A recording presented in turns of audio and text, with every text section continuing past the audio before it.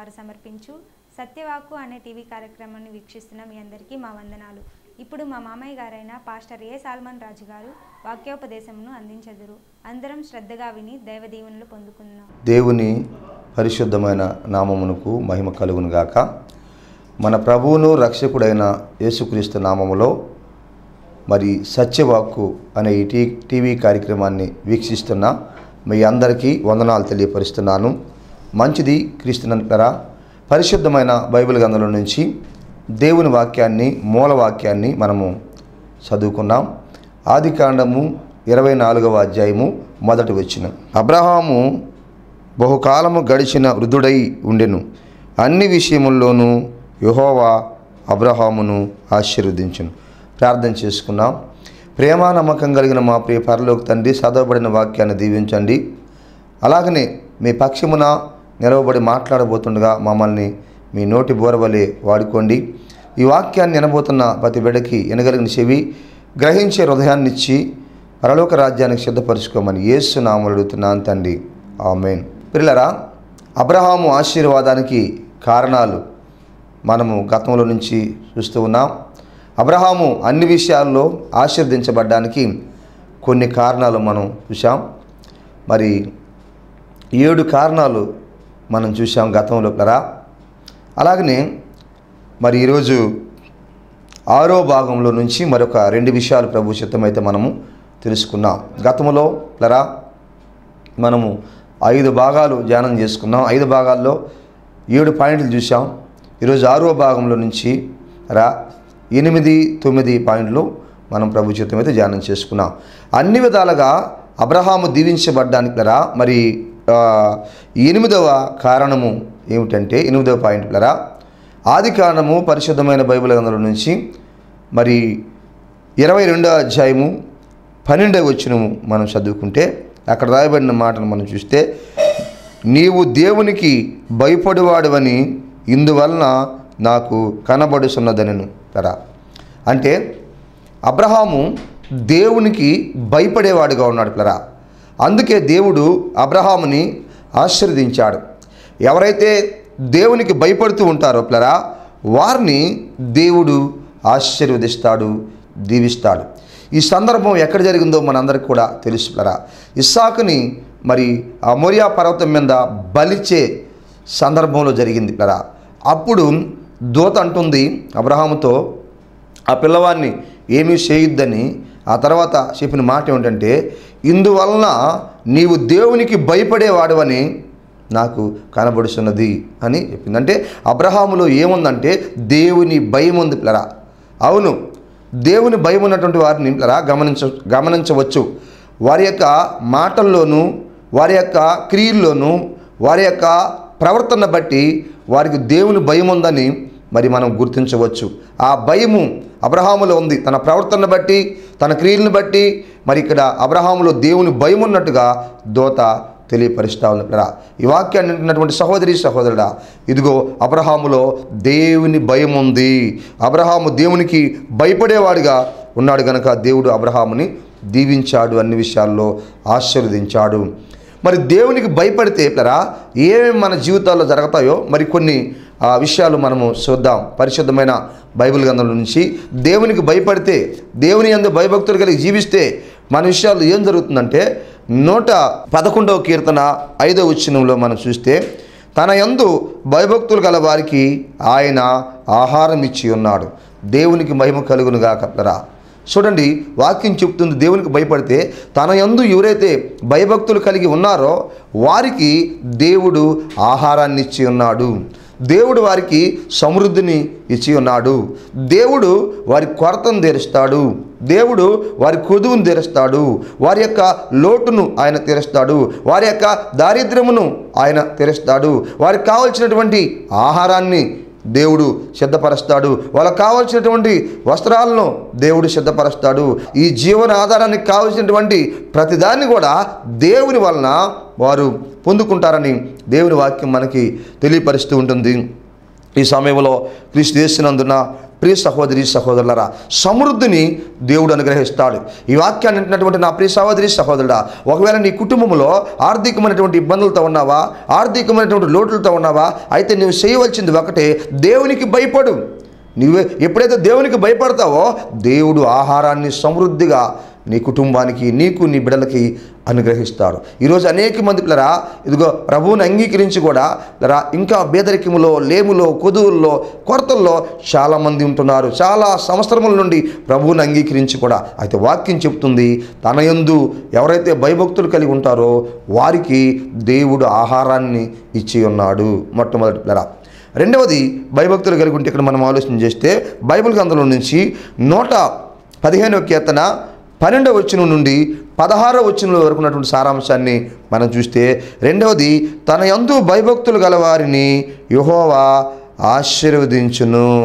దేవునికి మహిమ కలుగును గాక. తన యందు భయభక్తులు కలిగిన వారిని యెహోవా ఆశీర్వదించును. ఒకటి, ఆహారం సమృద్ధిగా ఇస్తాడు. ఏ లోటు లేకుండా కావాల్సిన సమృద్ధిని దేవుడిస్తాడు తన యందు భయభక్తులు కలిగి ఉంటే.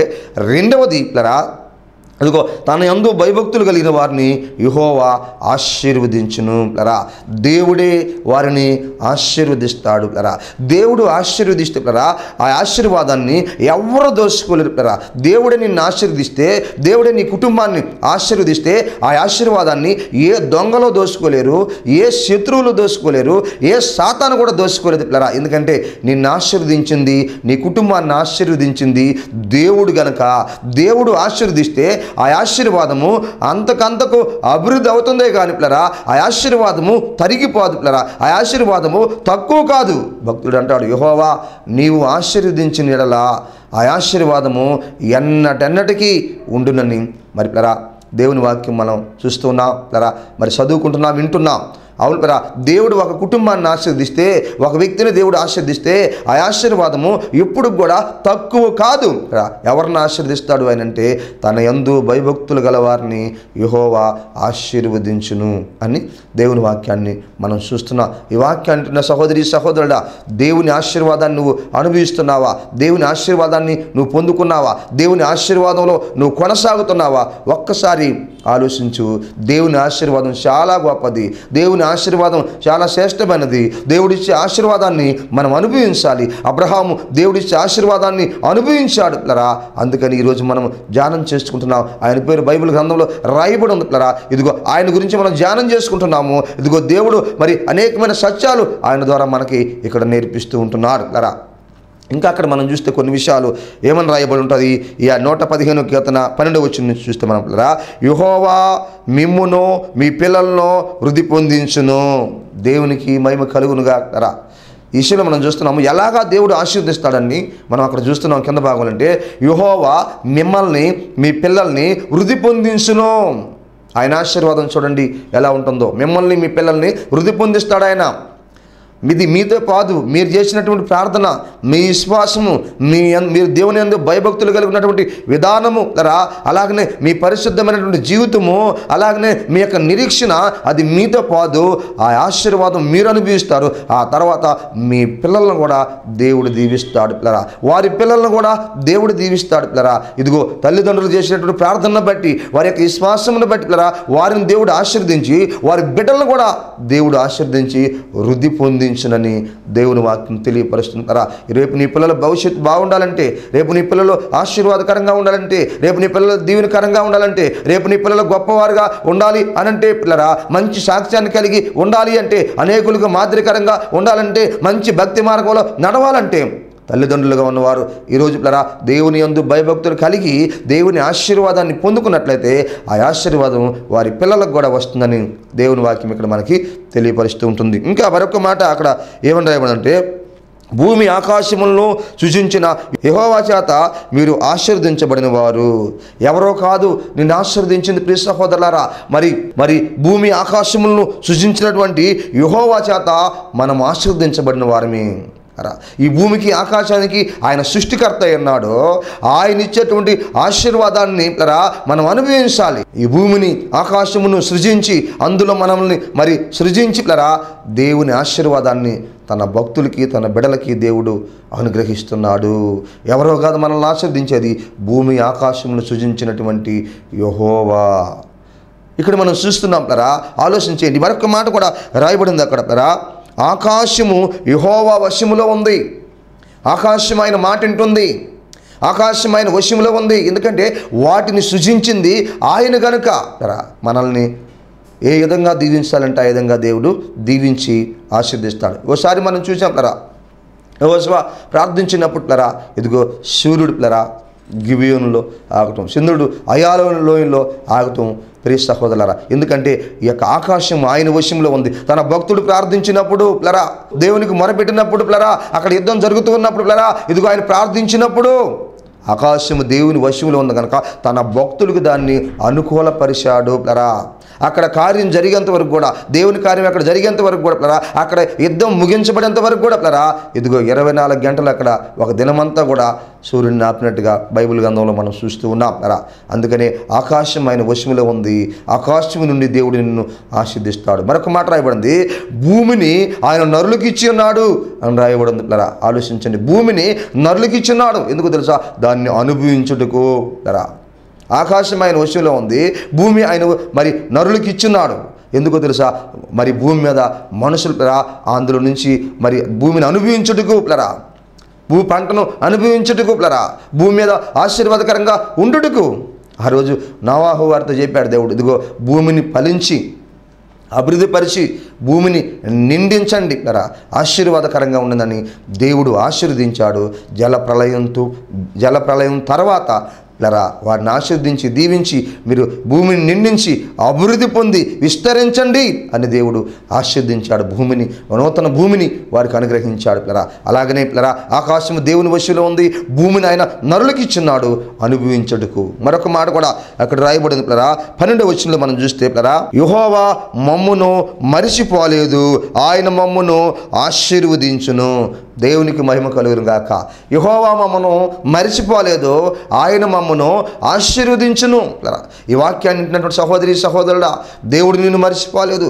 అనేక పర్యాయాలు నువ్వు మరిచిపోండొచ్చు దేవుడిని, అనేక పర్యాయాలు నీ కుటుంబం మరిచిపోండొచ్చు, నీ బిడ్డలు మరిచిపోండొచ్చు, నువ్వు దేవునికి ఒకవేళ దూరం అయి ఉండొచ్చు కొన్ని సందర్భాల్లో. కానీ ఆ దేవుడు భూమి ఆకాశాలు సృజించినటువంటి ఆ దేవుడు నిన్ను మరిచిపోలేదు. నువ్వు మరిచిపోయినా నిన్ను మరిచిపోలేదు. ఆయన ఇంకా నిన్ను ప్రేమిస్తూనే ఉన్నాడు, ఆయన ఇంకా నిన్ను శారదీస్తూనే ఉన్నాడు, ఆయన ఇంకా తన చేతులు సాగుతూనే ఉన్నాడు. నువ్వు అనేక సార్లు దూరం అయినప్పటికీ కూడా, దేవునికి దూరం అయినప్పుడు, సంఘానికి దూరం అయినప్పుడు, సహవాసానికి దూరం అయినప్పుడు, సేవకులకు దూరం అయినప్పుడు కూడా ఇదిగో ఆ దేవుడు మాత్రం నిన్ను వదిలిపెట్టలేదు. నువ్వు దూరం అయ్యావు కానీ ఆయన నిన్ను మరిచిపోలేదు. నువ్వు మరిచిపోయావు కానీ కొన్ని సందర్భంలో దేవుడు మాత్రం నిన్ను మరిచిపోలేదు. దేవుని ప్రేమ నిన్ను ఆవరించి ఉన్నది. ఈ వాక్యాన్ని అంటున్నటువంటి నా ప్రియ సహోదరి సహోదరులారా, ఆయన మమ్మను మరిచిపోలేదు అని వాక్యం రాయబడింది కదా. అవును, లేఖన భాగం మనకి ఇక్కడ తెలియపరుస్తున్నటువంటి మాటను మనం చూసాం కదా.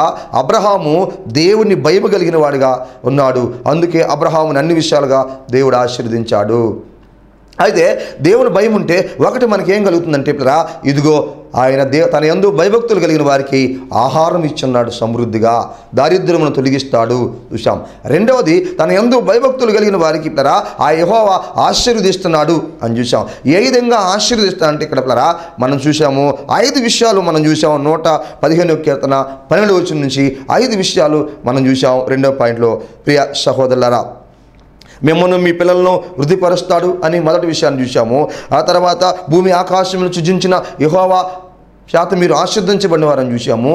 ఆ తర్వాత మనం ఏం చూసామంటే ఇదిగో ఆకాశం ఆయన వశములో ఉందని మూడోది చూసాము. నాలుగోదిగా మనం ఏం చూసామంటే ఇదిగో భూమిని ఆయన నరులకు ఇచ్చున్నాడు అని చూసాము, అనుభవించుటకు. ఆ తర్వాత ఐదోదిగా యెహోవా సక్కిన మాట మనం చూస్తే యెహోవా మమ్మును మరిచిపోలేదు, ఆయన మమ్మును ఆశీర్వదించును అని రాయబడింది. ప్రియ సహోదరి సహోదరులారా, ఆలోచించండి. తన యందు భయభక్తులు కలిగి జీవించడం ద్వారా, దేవుని భయము కలిగి ఉండడం ద్వారా ఇవన్నీ కూడా మనం అనుభవిస్తాము అని వాక్యం చెబుతుంది. మూడో విషయాన్ని మనం చూద్దాం. యెషయా గ్రంథము 33వ అధ్యాయము 6వ వచనంలో ఒక మాట రాయబడింది ప్లరా, యెహోవా భయము వారికి ఐశ్వర్యం ఇచ్చును, దేవునికి మహిమ కలుగును గాక. ప్లరా, యెహోవా భయము వారికి ఐశ్వర్యం ఇస్తుంది అని రాయబడింది. ఎవరైతే దేవుని యందు భయభక్తులు కలిగి ఉంటారో, ఎవరైతే దేవునికి భయపడతారో ఆ భయము వారిని ఎక్కడికి తీసుకెళ్తుంది, ఏ స్థాయిలో వారిని మరి పెడుతుంది అంటే పిల్లరా, ఐశ్వర్యవంతులుగా చేస్తుంది. గొప్ప ఐశ్వర్యవంతులుగా వారు మార్చబడతారు పిల్లరా. ఆలోచించేయండి పిల్లరా, గొప్ప ధనికులుగా అబ్రహాం చూడండి ఎంత గొప్ప ధనికుడిగా ఉన్నాడు పిల్లరా. ఆలోచించేయండి, వాక్యం చెబుతుంది ఐశ్వర్యంలోకి తీసుకెళ్తుంది భయము. ఈ వాక్యాన్ని అంటున్నటువంటి నా ప్రియ సహోదరి సహోదరుడా, ఈరోజు నువ్వు దేవునికి భయపడుతూ ఉన్నట్లయితే ఇదిగో ఆ భయము ఎక్కడి వరకు తీసుకెళ్తుందో ఒక వ్యక్తిని అంటే ఐశ్వర్యంలోకి తీసుకెళ్తుంది.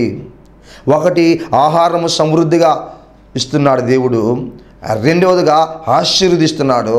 మూడవదిగా ఐశ్వర్యవంతులుగా చేస్తున్నాడు, గొప్పవారినిగా చేస్తున్నాడు, శ్రేష్టమైన వారిగా చేస్తున్నాడు. వాక్యం రాయబడింది కదా, యెహోవా ఇచ్చు ఆశీర్వాదము ఐశ్వర్యమునిచ్చును. దేవుని వాక్యం మనకు తెలియపరుస్తుంది. ప్రియ సహోదరి సహోదరులారా, ఆలోచించేయండి, గొప్ప ఐశ్వర్యంలోకి దేవుడు నడిపిస్తాడు. మనం 3 విషయాలు చూసాం. అబ్రహాము ఆశీర్వాదానికి 8వ కారణాన్ని మనం చూస్తున్నాము. 8వ కారణంలో ఏం చూసామంటే అబ్రహాము దేవుని భయము కలిగి ఉన్నాడు. అబ్రహాము దేవునికి భయపడేవాడని మనం చూసాం. దేవునికి భయపడితే జరిగే మేలు ఏమిటి అంటే ఒకటి, తనకు భయపడే వాళ్ళకి దేవుడు ఆహారాన్ని ఇస్తాడు. ఒకటి రెండవది, తనకు భయపడే తన యందు భయభక్తులు కలిగిన వారికి దేవుడు వారిని ఆశీర్వదిస్తాడు. ఎన్ని విధాలుగా అంటే 5 విధాలుగా దేవుడు మనల్ని ఆశీర్వదిస్తాడని మనం చూసాం. ఆ తర్వాత మూడవదిగా, తనకు భయపడే వారిని దేవుడు ఐశ్వర్యవంతులుగా చేస్తాడని 3 విషయాలు మనం చూసాం. క్రీస్తునందు ప్రియ సహోదరి సహోదరుడా, ఒకవేళ నీ జీవితంలో లేబులో ఉన్నావా, ఒకవేళ కొదువులో ఉన్నావా, ఒకవేళ ఆహారం విషయంలో, ఒకవేళ వసతుల విషయంలో ఇదిగో లోటుల్లో ఉన్నావా, అయితే ఆత్మదేవుడు నీతోనే ఈ విషయాన్ని తెలియపరుస్తున్నాడు. ఇకనైనా దేవుని యందు భయభక్తులు కలిగి జీవించు, దేవుని మార్గాల్లో నడువు. ఇదిగో అబ్రహామును ఆశీర్వదించిన దేవుడు నిన్ను ఆశీర్వదించడానికి సిద్ధంగా ఉన్నాడు, నీ కుటుంబాన్ని ఆశీర్వదించడానికి సిద్ధంగా ఉన్నాడు. దేవునికి మహిమ కలుగును గాక. క్రీస్తునందు మరొక విషయాన్ని మనం చూద్దాం. అబ్రహాము ఆశీర్వాదానికి మరొక కారణము ఏమిటి అంటే పరిశుద్ధమైనటువంటి బైబిల్ గ్రంథంలో నుంచి ఆదికాండము 14వ అధ్యాయము 20వ వచనంలో మనం చూస్తే 18వ వచనం కాడి నుంచి 20వ వచనము మనం గమనిస్తే అబ్రహాము అక్కడ మనం చూడగలం. అప్పుడు అతడు అన్నిటిలో ఇతనికి 10వ వంతు ఇచ్చెను అని రాయబడింది. 10వ భాగాన్ని చెల్లించాడు. ఎవరికి అంటే యాజకుడైనటువంటి షాలేము రాజుకు ఆయన 10వ వంతు చెల్లించాడు. అక్కడ రాయబడిన మాట మనం చూస్తే మరి ఇదిగో ఆయన చక్కగా మనం చూస్తున్నాం. క్రీస్తు యేసునందు నా ప్రియ సహోదరి సహోదరు, రొట్టె ద్రాక్షరసము ఇచ్చినట్టుగా రాయబడింది. అలాగనే అన్నిటిలో ఇక్కడైతే రొట్టె ద్రాక్షరసం ఇచ్చినట్టుగా రాయబడింది. ఆయన అన్నిటిలో మనం చదువుకున్నటువంటి ఆ భాగంలో అన్నిటిలో సమస్తములో 10వ వంతు చెల్లించాడు. యాజకుల దగ్గరకు వచ్చి ఇదిగో అబ్రహాము ఇదిగో ఎక్కడికి వచ్చి అంటే ఇదిగో యాజకుల దగ్గరకు వచ్చి షాలేము రాజు దగ్గరకు వచ్చి, షావుకుల దగ్గరకు వచ్చి ఇదిగో తాను కలిగిన దాంట్లో, తాను సంపాదించుకున్నటువంటి దానిలో ఇదిగో అన్నిటిలో 10వ వంతు చెల్లించాడు. అవును ప్రియ సహోదరి సహోదరులారా, దేవుని ఆశీర్వాదం పొందుకోవడానికి అబ్రహాము మరొక కారణము 9వ కారణము ఏమిటి అంటే అతడు 10వ వంతు చెల్లించాడు. అది దేవుని యొక్క సొమ్ము అయినది, అది దేవునికి సంబంధించింది అయినది అని వాక్యం మనకి తెలియపరుస్తూ ఉంది. ఈ సమయంలో నీవు నేను ఆశీర్వదించబడాలంటే దేవుని సొమ్మును దేవునికి చెల్లించాలి. 10వ వంతును 10వ భాగమును అది దేవునికి అర్పించాలి అని లేఖన భాగాలు మనకు తెలియపరుస్తున్నాయి. మనం ఆలోచన చేస్తే అప్పుడు 18వ వచనాన్ని మనం గమనిస్తే అప్పుడు అతడు అబ్రహామును ఆశీర్వదించాడు, దేవునికి మహిమ కలుగును గాక. చూడండి, షాలేము రాజు ఏం చేశాడంటే యాజకుడు అబ్రహామును ఆశీర్వదించాడు. ఈయన 10వ వంతు తీసుకొని అక్కడికి వెళ్ళాడు. ప్రియులరా, ఇదిగో యాజకుడిగా ఉన్నటువంటి షాలేము రాజు అబ్రహాముని ఆశీర్వదించాడు. యాజకుడు ఆశీర్వదిస్తున్నాడు, యాజకుడు దీవిస్తున్నాడు.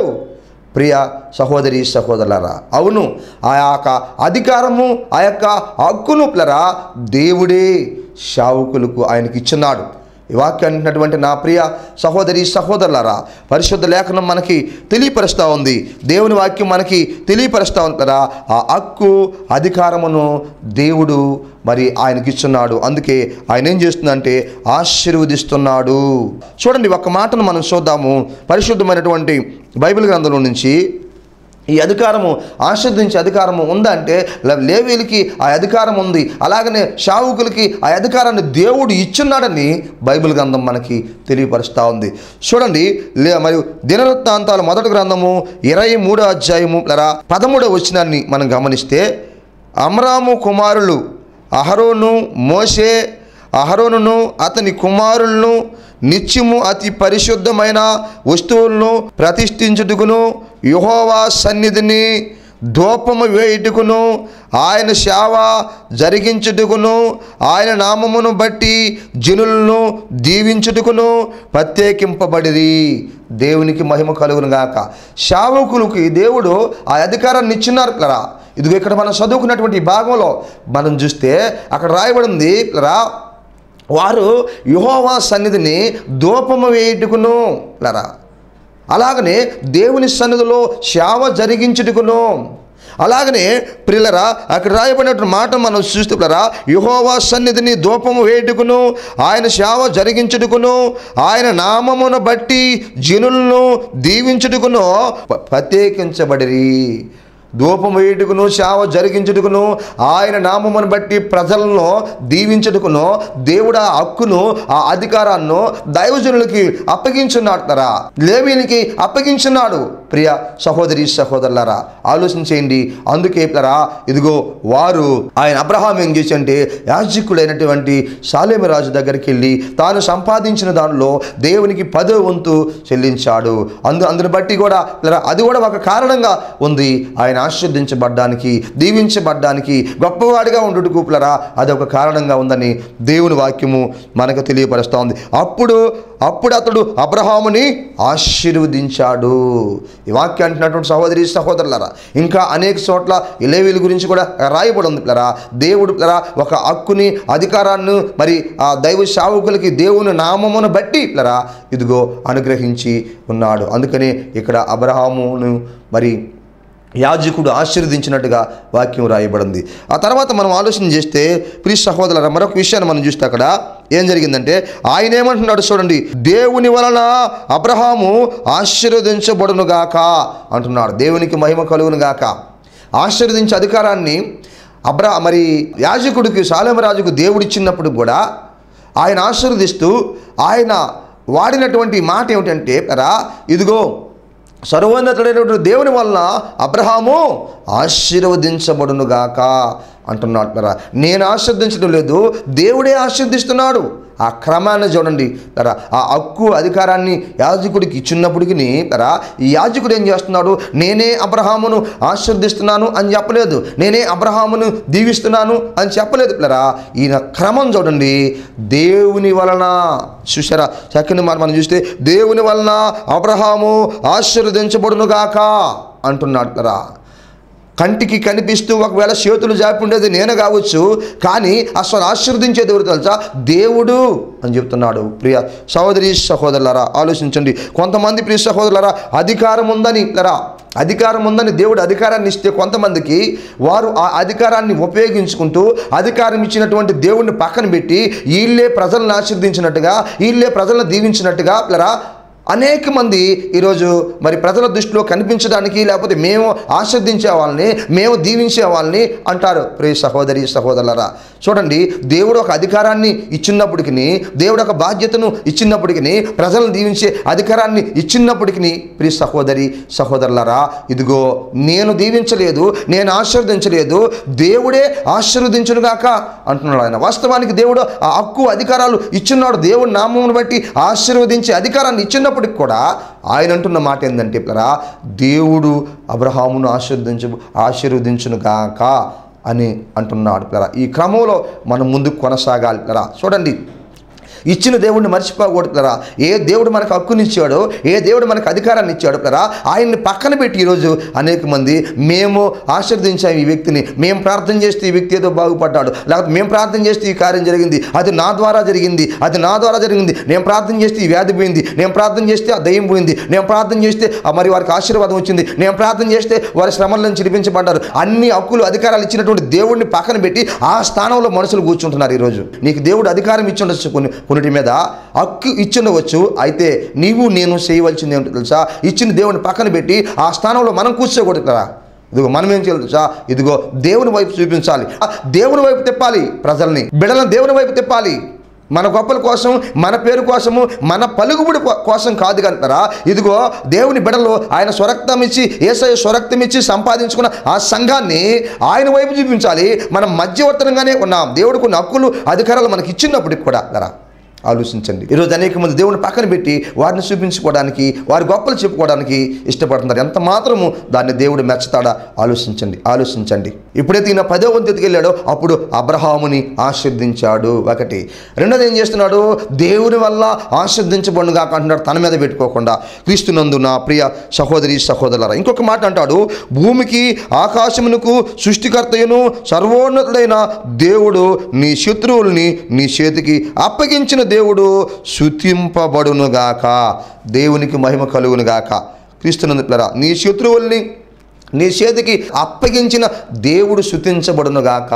దేవుడిని అక్కడ స్తుతిస్తున్నాడు, దేవుడిని అక్కడ గణపరుస్తున్నాడు, దేవుడిని ఆరాధిస్తున్నాడు. అయ్యా, అబ్రహాముకి అనేక మంది శత్రువులు ఉన్నప్పుడు కూడా ఆ శత్రువుల్ని అబ్రహాము చేతికి దేవుడు అప్పగించాడు.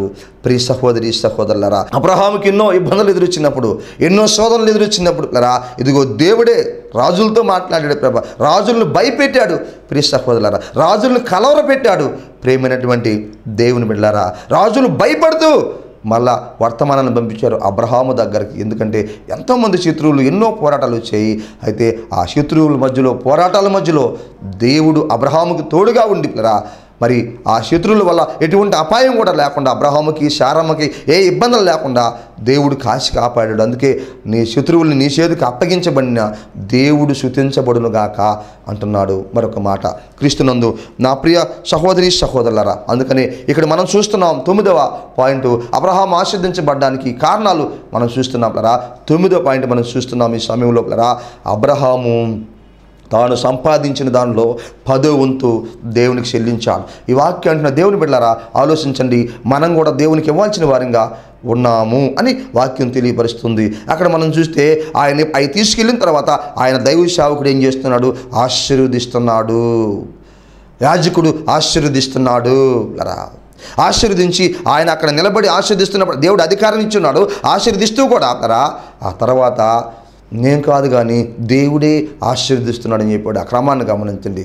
ఆ తర్వాత దేవుడిని స్తుతించాడు. నీ శత్రువులు నీ చేతికి అప్పగించబడిన దేవుడు స్తుతినందును గాక అని దేవుడిని స్తుతించాడు. అవును, క్రీస్తునందు ప్రియ సహోదరి సహోదరులారా, మనం కూడా 10వ వంతును మనం సంపాదించిన దానిలో దేవునికి ఇవ్వాల్సిన వారంగా ఉన్నాం. ఎక్కడ ఇవ్వాలి? ఎవరికి ఇవ్వాలంటే పిల్లరా, ఇదిగో మీరు ఏ సంఘంలో అయితే ఎదుగుతున్నారో, పిల్లరా, ఎక్కడైతే ఆత్మ సంబంధమైన ఆహారాన్ని మీరు భుజిస్తున్నారో, ఏ సంఘానికి క్రమంగా వెళుతున్నారో, పిల్లరా, ఆ దైవజనులకి మీకోసం ప్రార్థించే వాళ్ళకి, మీకోసం కన్నీరు గార్చే వాళ్ళకి, మీ కొరకై పిల్లరా ఇదిగో వాక్యాన్ని సిద్ధం చేసి పిల్లరా మీ కొరకై వాక్యాన్ని అందిస్తూ, మీ ఆత్మలను కాస్తూ, మీ కుటుంబాలను కాస్తూ, మీ బిడ్డలను కాస్తూ, అవసరాల్లో ప్రార్థన చేస్తూ, వ్యాధులో, బాధలో, సమస్యల్లో, సాతాను పోరాటాల్లో, ఇరుకుల్లో, ఇబ్బందుల్లో, అవమానాల్లో, అన్ని సమయాల్లో పిల్లరా ఇదిగో మీతో కూడా ఉంటూ, మీ తోడుగా ఉంటూ, మిమ్మల్ని బలపరుస్తూ, మిమ్మల్ని ప్రోత్సాహపరుస్తూ పిల్లరా, ఆత్మీయంగా ఇదిగో మిమ్మల్ని బలపరుస్తూ పిల్లరా ఇదిగో మీ కొరకే ప్రార్థన చేస్తూ ఉన్నారే ఆ కాపర్లకి పిల్లరా, సంఘానికి లోబడి వారికి ఇవ్వాలి.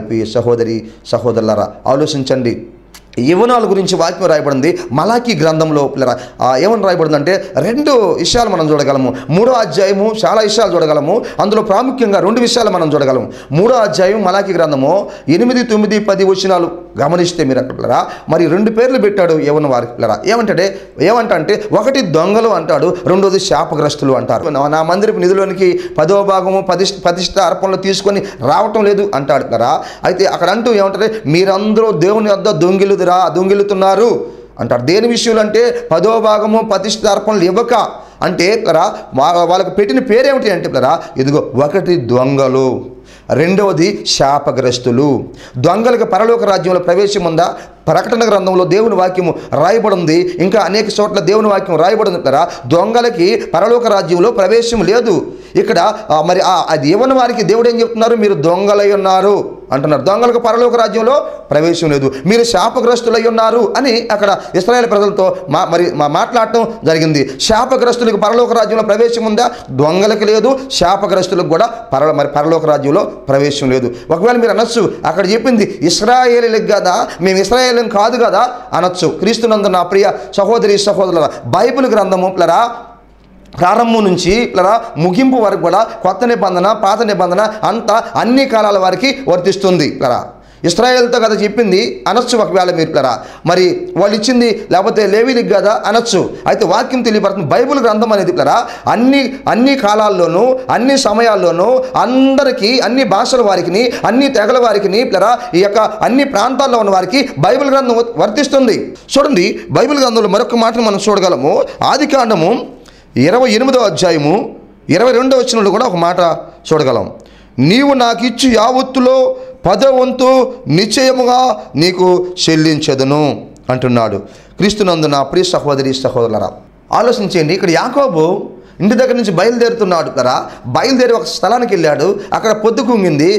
ఒక రాతిని తీసుకున్నాడు, తలగడగా పెట్టుకున్నాడు. ఆ తర్వాత అక్కడ కలగన్నాడు భూమి మీద నుంచి ఆకాశానికి ఒక నిచ్చెన వేయబడి ఉంటారా.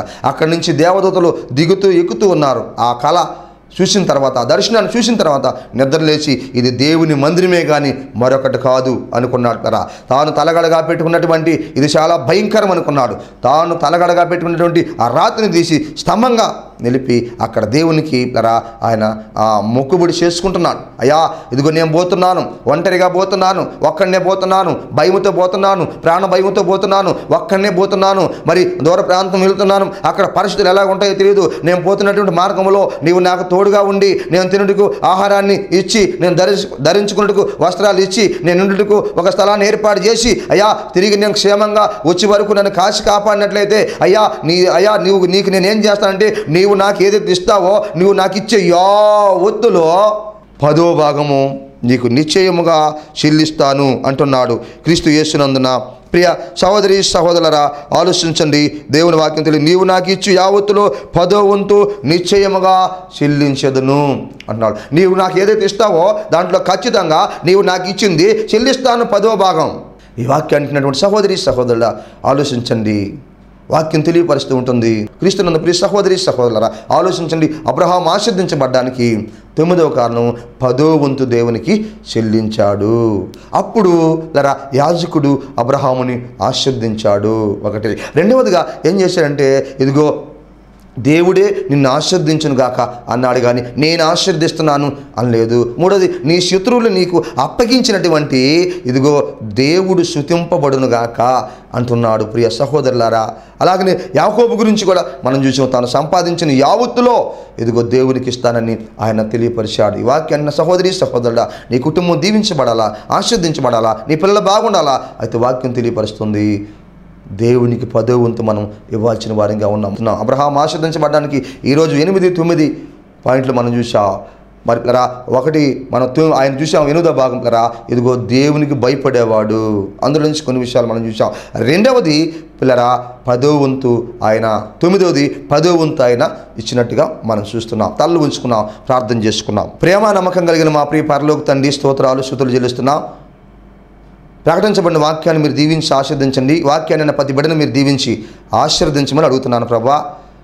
అలాగనే మీ నామాన్ని బట్టి ప్రార్థిస్తున్నాను. ఈ వాక్యాన్ని స్పాన్సర్ చేసినటువంటి సహోదరి మెర్సీ, వారి కుటుంబ సభ్యులను దీవించండి, ఆశీర్వదించండి. వారి కొదువులు, కొరతలు, లోట్లు అన్నీ తీర్చి నిండాలుగా దీవించి ఆశీర్వదించి మహిమ పొందుకోమని అడుగుతూ ప్రార్థిస్తూ శుతిస్తూ గణపరుస్తూ యేసు నామములో అడిగేడుకుంటున్నాను తండ్రి. ఆమేన్, ఆమేన్. మన పరమ తండ్రి అయిన దేవుని ప్రేమ, ఆయన కుమారుడైన యేసుక్రీస్తు వారి కృప, పరిశుద్ధాత్మ దేవుని యొక్క అన్యుని సావాసం ఇక్కడ గుండా మనకి భూలోకంలో సకల పరిశుద్ధులందరికీ ఇప్పుడు ఎల్లప్పుడూ సదాకాలం తోడై ఉండి నడిపించును గాక. ఆమేన్. ఇంతవరకు దేవుని వాక్యాన్ని శ్రద్ధగా మీ అందరం కూడా ప్రభు అయిన యేసుక్రీస్తు నామములో వందనాలు తెలియపరుస్తున్నాను. దేవుడు మిమ్మల్ని అందరిని దీవించి ఆశీర్వదించి తన రాకడకు సిద్ధపరచును గాక.